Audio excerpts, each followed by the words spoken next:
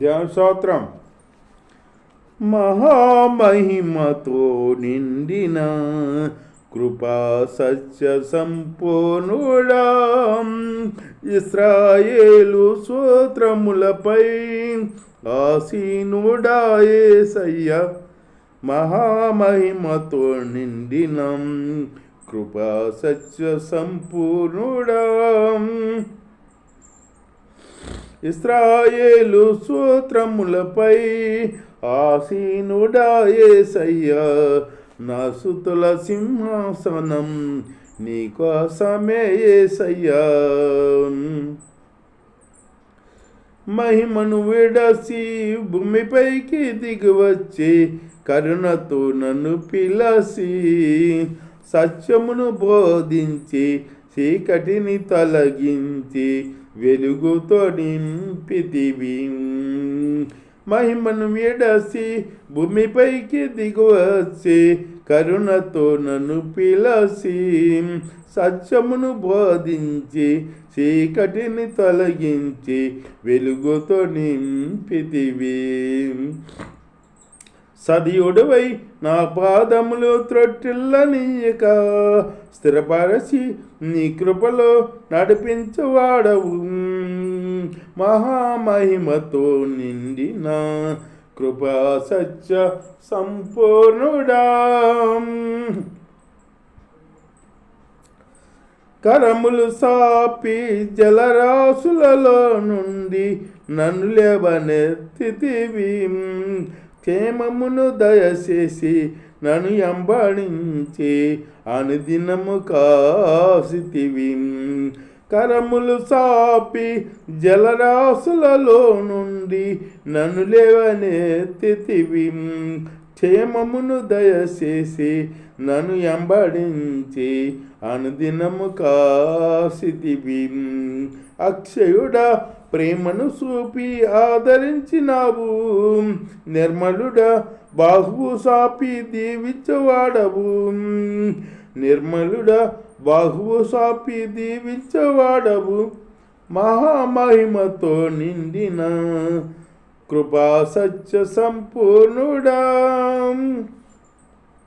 10,000లోన గుర్తింపదగిన సుందరుడవు నీవు. అపరంజి పాదములు అగ్ని నేత్రములు కలిగిన వాడవు. 10,000లోన గుర్తింపదగిన సుందరుడవు నీవు. అపరంజి పాదములు అగ్నేత్రములు కలిగిన వాడవు. ఉన్నతుడా మహోన్నతుడా ఆరాధించదను. రక్షకుడా ప్రభాకరుడా నిన్ను ఆరాధించదను. ఉన్నతుడా మహోన్నతుడా ఆరాధించదను. రక్షకుడా ప్రభాకరుడా నిన్ను ఆరాధించదను. మహామహిమతో నిండిన కృపా సత్య సంపూర్ణుడా, ఇశ్రాయేలు స్తోత్రములపై ఆసీనుడా యేసయ్యా. నా స్తుతుల సింహాసనం నీకోసమే యేసయ్యా. మహామహిమతో నిండిన కృపా సత్య సంపూర్ణుడా. హల్లెలూయా. దేవుడు మరొకసారంట సమాజ మందిరంలో ఆయన మరలా ప్రవేశింపగా ఒక సమాజ మందిరంలో ఆయన ప్రవేశించాడంట. మళ్ళీ ఒక సమాజ మందిరంలో ప్రవేశింపగా అక్కడ ఓస చేయగలవాడు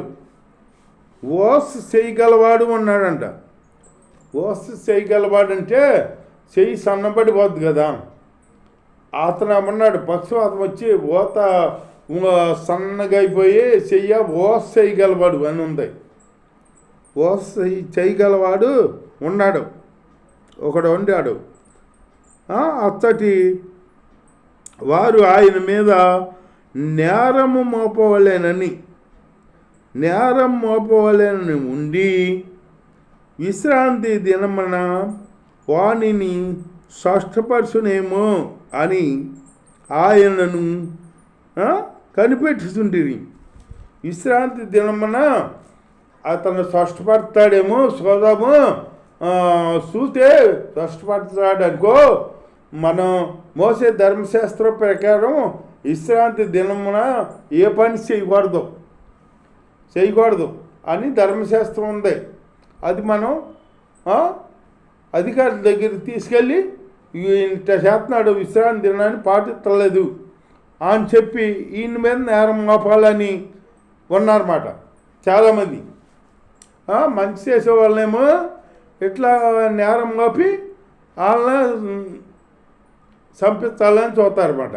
వీళ్ళు మంచి చేయరు జనానికి. పోనీ వీళ్ళు చేస్తారంటే వీళ్ళు చేయరు, చేసేవాళ్ళు చేయనివ్వరు. అట్లాంటి ప్రజలు ఉన్నారు లోకంలో. వాళ్ళు మంచి చేయరు. ఇప్పుడు వాళ్ళు ఎవరన్నా ఒక అతను ఉన్నాడు అనుకో, అప్పు మనీ డబ్బులు అవసరమైనవి అని వచ్చాడు అనుకో, అతనికి ఒక అతను కరికిరపడి ఏదో ఇస్తానులే అన్నాడు అనుకో, ఈడంటాడు అతనికి ఎందుకు ఇస్తాను నువ్వు, అతను ఇస్తాడా మళ్ళీ? భేదవాడు అతనికి ఇస్తాడు, అతను మళ్ళీ ఇస్తాడా? అతనికి డబ్బులు ఇస్తావేంటి నువ్వు అంటారన్నమాట. ఎందుకని వీళ్ళు ఎవరో అదే అతను ఎదురు వచ్చి అతను బతిమాలుకున్నాడు. బతిమాలుకుంటే అతను ఇస్తా అని చెప్పాడు. ఇస్తా అని చెబితే వీళ్ళు వచ్చి ఏమంటారు, అతనికి ఎందుకు ఇస్తావు? అతను ఒక పూటకుంటే ఒక పూట లేనివాడు. అతను నీ ఎప్పట తీరుతాడో తీరలేడు. అతను నువ్వు ఇత్తమేంటి ఇమ్మాక, అతనికి నువ్వు ఇమ్మాక మేము ఇవ్వం అని అంటున్నారు అన్నమాట. వాళ్ళు ఇవ్వపోయి అతను అయిపోయి వీళ్ళు ఇవ్వపోయి అతను మాడి చచ్చిపోతాం ఎక్కాక చచ్చిపోతాం కోరుకుంటున్నారు వాళ్ళు. అంతేగా చచ్చిపోతాం కోరుకుంటున్నారు అన్నమాట. అట్లాంటి ప్రజలు ఉన్నారు లోకం మీద. అట్లాంటి ప్రజలు ఉన్నారు కాబట్టి ఇట్లాగా మన ఋతువులు తప్పి కాలాలు తప్పి వర్షాలు వస్తాయి అన్నమాట మనకి. వస్తున్నాయి వర్షాకాలం, వేసవకాలంలో వర్షం వస్తాం, వర్షాకాలంలో అగ్గిలేతాం, శీతాకాలంలో వర్షం వస్తాం. ఇట్లా జరుగుతుంది అన్నమాట. దేవుడు చెబుతున్నాడు, మీరు మీ బుద్ధులు మార్చుకున్నారు కదా, అధిక బుద్ధులు అయిపోయినాయి, అధిక తెలివి వచ్చేసింది జనానికి, అధిక బుద్ధులు వచ్చినాయి కదా మీకు. నేను కాడ కాలం మారుతా, ఏ కాలంలో పడవలసిన వర్షం ఆ కాలంలో పడకుండా ఆపేస్తాను అంటున్నాడు దేవుడు. దేవుడు చెప్పింది కరెక్టే కదా. ఇప్పుడు మానవుడు అతిక్రమం చేసి తప్పు చేస్తున్నాడు. మరి దేవుడి కాడ మరి కరెక్ట్గా వర్షాకాలం వర్షం, వేసవకాలం అగ్గి ఎట్లా రప్పిస్తాడు? మనమేమో అడ్డుగోలుగా నడుస్తున్నాం. మనకు మంచి కావాలంటే ఎట్లా? అంతే అంటున్నాడు దేవుడు. నీ పిల్లలకే రొట్టెను వాల్చి వచ్చి మంచి ఈవులు ఇవ్వాలని కోరుకుని ఇతరుల పిల్లకేమో చెడ్డనిస్తావు నువ్వు. నీ బిడ్డ రొట్టెని అడిగితే రాత్రి ఇవ్వు కదా అని చెప్తాను దేవుడు. అక్కడ తేలినవ్వు కదా అని చెబుతుంటే నువ్వు మంచి చేస్తే మంచి నీ బిడ్డలకు వస్తుంది. నువ్వు మంచి చేయకుండా చెడు చేసి నా బిడ్డలకు మంచి జరుగుతలేదు, నా బిడ్డలకి ఎప్పుడు ఇబ్బందులే, నా బిడ్డలకి ఎప్పుడు కష్టాలే అనుకుంటే అట నువ్వు అందరికి కష్టపెట్టావు, ఎందరైనా దుఃఖం పెట్టావు. అందుకని నీ బిడ్డలకి దుఃఖం వచ్చింది, ఇక్కడ ఇబ్బందులు వచ్చింది. నువ్వు విత్తుందే ఇస్తానంట దేవుడు. నువ్వేం విత్తుతావో అదే కోతావు, అదే పంట కోతావు అంటున్నాడు దేవుడు యేసయ్య. నువ్వు ద్రాక్ష వనం ఇచ్చావనుకో ద్రాక్ష పళ్ళే కోతావు. కోరింద చెట్లు ఇచ్చావనుకో కోరింద ఇదే అది అడవి ముళ్ళు అవి కాయలు కోతావు అన్నమాట. అట్లాగే ముళ్ళ చెట్లు ఎత్తుకూడదు. మనం మంచి ద్రాక్ష వల్లి ఇత్తాలి, మనం మంచి వాళ్ళంగా ఉండాలి. మంచి శాతం ఉంటే మన పిల్లలకి మంచి జరుగుద్ది అన్నమాట. రేపు మన పిల్లలకు ఉంటుంది ఆశీర్వాదం. అట్లాగే అంట మంచి చేయకుండా ఒక అతనంట తల్లిదండ్రిని ఇబ్బంది పెడుతున్నాడంట. వాళ్ళు తప్పున ఉంటే వాళ్ళకి సరిగ్గా పెట్టకుండా చేయకుండా వాళ్ళ ఆవిడకి అప్పచెప్పి వెళ్ళిపోతున్నాడంట. వెళ్ళిపోతుంటే ఆవిడ ఏం చేస్తుంది, కుక్కలు తింటాయి చూడు, పళ్ళు కుక్కలకి అన్నం పెడతారుగా పళ్ళెంలో, ఆ పళ్ళెంలో పెడుతున్నారంట తల్లిదండ్రికి, అత్తమామకు పెడుతుందంట. ఆ బిడ్డ ఆవిడకి ఏమవుద్దో మరి. ముందు ఆవిడ రోజులు ఎట్లా ఉంటాయో చెప్పలేము. నువ్వు మంచి చేయాలి కదా, మంచి చేయకుండా చెడు చేసావనుకో నీకు చెడే వస్తుంది. నువ్వు ఇప్పుడు కోడలను బాధపడుతుంది. ఎందుకని ఆవిడ కోడలని మర్చిపోయిందన్నమాట. ఆవిడ ఒక కోడలుగా వచ్చింది. అప్పుడు కోడలో వాళ్ళ అత్త బాధ పెట్టింది. ఇప్పుడు ఇవిడేమో నేను పెత్తనం చేయాలని ఇవి అనుకుంటుంది. అప్పుడు ఆవిడ పెత్తనం చేసింది కదా, ఇప్పుడు నేను పెత్తనం చేయాలి, కోడలను హింసించాలి, బాధలు పెట్టాలి అని బాధలు పెడతాంటే అట్లా చేస్తుందంట. కుక్కలు తినే పళ్ళెంలో పెడుతుందంట. పెడుతుంటే ఒకసారి ఆ పళ్ళెం లేదంట, కనపడలేదంట. కనపడిపోతే ఇక వాళ్ళని ఒకటే తిడుతుందంటే వచ్చి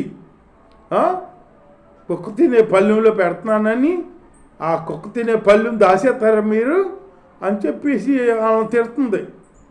వాళ్ళు తిడుతుంటే వాళ్ళేమో మేము ఎరుగుమమ్మా, మేము తీయలేదా, ఏమైందోనా, మేము ఎట్టగొట్టి భోజనం పెడుతున్నావు కదా, కుక్క తినే పళ్ళెమో నాకు పెడుతున్నావు కదా, ఆకలి తీరుతున్నావు కదా, మేమెందుకు తీతామమ్మా, మేమెందుకు దాచేస్తాం, మాకు ఆకలి ఉంది అసలు అని అంటే, ఆకలితో చావండి నేను పెట్టను అని అంటుందంట. భర్త వచ్చినాక భర్తకు చెప్పిందంట.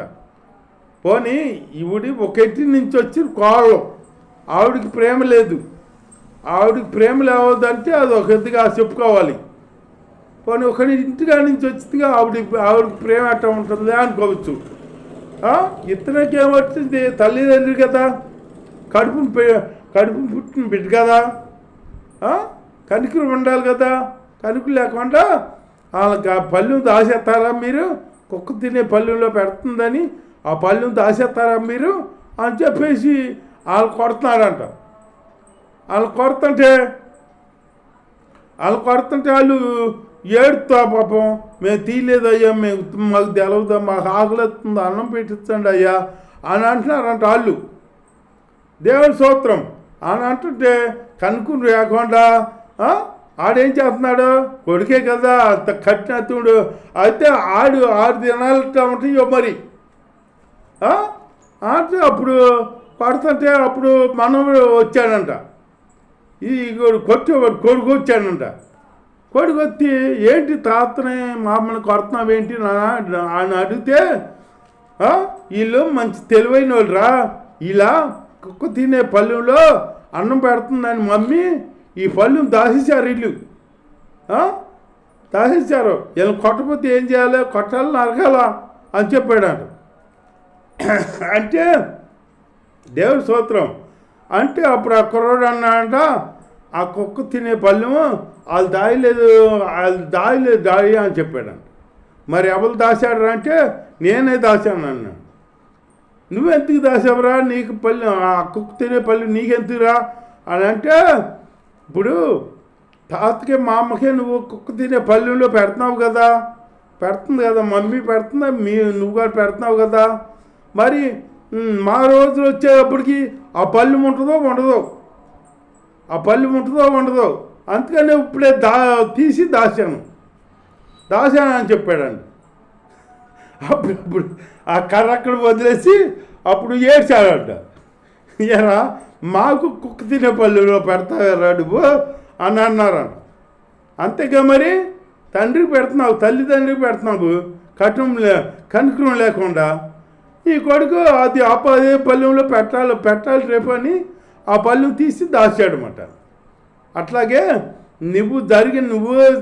నువ్వు మంచి చేస్తే మంచి జరుగుద్ది, నీకు చెడు చేస్తే చెడే జరుగుద్ది. అంతే, మంచి నువ్వు ఇత్తుకోవాలి, మంచి చేయాలి కానీ చెడు చేయకూడదు. చెడు చేయకపోయినా పర్లేదు, మంచి అయిపోయినా పర్లేదు, చెడు మటుకు చేయకూడదు. అట్లాంటి జీవితం మనలో ఉండకూడదు. దేవుడు దీవించుగాక. ఆమేన్.